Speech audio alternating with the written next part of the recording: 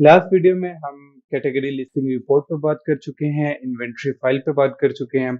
इस वीडियो में हम डिस्कस करेंगे कि आपने किस तरह से अपनी प्रोडक्ट की लिस्टिंग को ऑप्टिमाइज करना है। आपने टाइटल को किस तरह से ऑप्टिमाइज करना है, आपने बुलेट्स को किस तरह से करना है, डिस्क्रिप्शन को किस तरह से करना है और सर्च टर्म्स को किस तरह से ऑप्टिमाइज करना है। स्टार्ट करते हैं टाइटल से। टाइटल में एक चीज जो बहुत इंपॉर्टेंट है वो है canonical URL. Canonical URL basically क्या होता है, आप जब भी कोई टाइटल लिखते हैं, ठीक है, अमेजोन का एल्गोरिथम उस टाइटल में से ना 5 कीवर्ड्स उठा के आपके प्रोडक्ट के यूआरएल में ऐड कर देता है और वो आपके कैनोनिकल यूआरएल बन जाता है। आपने मेक श्योर ये करना होता है कि वो जो कीवर्ड्स हैं वो हाईली रेलिवेंट कीवर्ड चूज हों, ठीक है, और हाई सर्च वॉल्यूम वाले कीवर्ड चूज हों, क्योंकि वही यूआरएल आपको हेल्प आउट करता है गूगल में रैंकिंग पे और डिफरेंट प्लेटफॉर्म्स पे रैंकिंग में। उसको मेक श्योर करने का तरीका ये है कि आप टाइटल को शुरू करते हैं कीवर्ड से, ठीक है। सबसे पहले आपका ब्रांड नेम आता है, उसके बाद आप 4 कीवर्ड्स लिखते हैं और उसके बाद एक डैश लगा देते हैं, ये डैश जो मैंने इधर स्लाइड पे मेंशन की हुई है।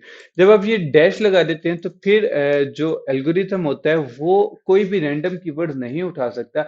वो जो फर्स्ट 5 आपने कीवर्ड्स लिखे हैं वही कीवर्ड्स को उठा के ऊपर यूआरएल में ऐड करके आपका कैनोनिकल यूआरएल बनाएगा। अब सेकंड पार्ट ये कि आपने टाइटल के अंदर जो मेन कीवर्ड ऐड करना है वो किस तरह से ऐड करना है। उसके लिए इम्पोर्टेंट ये है कि आप मेन कीवर्ड ऐड करें, लेकिन वो इस तरह से करें कि वो अपने साथ एक लॉन्ग टेल कीवर्ड ला रहा हो, ठीक है। जितना ज्यादा सर्च वॉल्यूम उसका बन सकता हो वो बने। लेट्स सपोज मैं एग्जांपल देता हूँ बेम्बू स्टीमर की, ठीक है, जो हम लेके चल रहे हैं पूरी अब अपने कोर्स में। हम लोग सबसे पहले ब्रांड नेम आ गया, उसके बाद मुझे मिलता है कि एक कीवर्ड है बैम्बू स्टीमर बास्केट, ठीक है। एक कीवर्ड है बैम्बू स्टीमर 10 इंच, ठीक है, और बैम्बू स्टीमर मेरा मेन कीवर्ड है। तो मैं क्या करूंगा कि मैं ब्रांड नेम उसके बाद लिखूंगा बैम्बू स्टीमर बास्केट 10 इंच। अब ये 5 कीवर्ड्स हो गए और बैम्बू स्टीमर भी इटसेल्फ कीवर्ड है, बैम्बू स्टीमर बास्केट भी इटसेल्फ कीवर्ड है और बैम्बू स्टीमर बास्केट 10 इंच भी इटसेल्फ एक कीवर्ड है, ठीक है।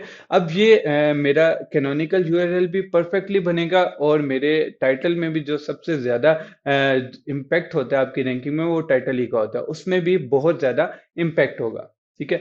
सेकंड चीज जो टाइटल में आपने मेक श्योर करनी है वो कीवर्ड स्टफिंग नहीं करनी। टाइटल और मेन इमेज ये वही चीजें हैं जो नजर आती हैं किसी भी नो डाउट रिव्यूज और प्राइस भी नजर आते हैं, लेकिन जो अपील करते हैं किसी भी कस्टमर को कि वो आपकी प्रोडक्ट को ओपन करे, ठीक है। तो आपने मेक श्योर करना है कि टाइटल के अंदर आपकी कीवर्ड स्टफिंग नहीं होने चाहिए, आपका टाइटल प्योर सेंस प्रोवाइड कर रहा हो कस्टमर्स को।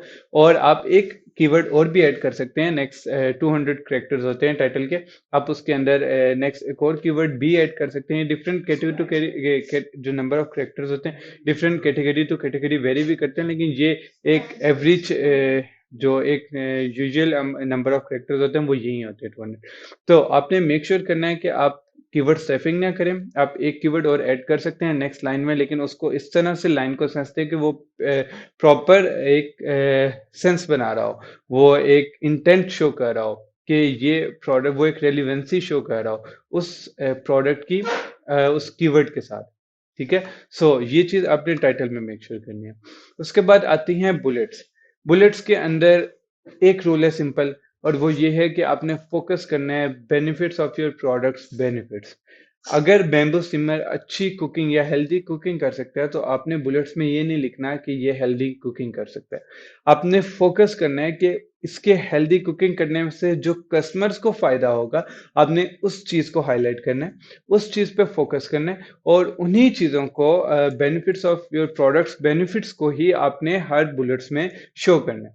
इसके साथ आप इन ईच बुलेट एक मेन कीवर्ड को टारगेट कर सकते हैं। जो भी आपने कीवर्ड रिसर्च की होगी डिफरेंट कंपेटिटर चूज करके उन्हें सेरिब्रो में रन करके जो भी कीवर्ड आपने निकाले होंगे, जो मेन कीवर्ड्स हैं, आप इन ईच बुलेट आप एक एक कीवर्ड ऐड कर सकते हैं।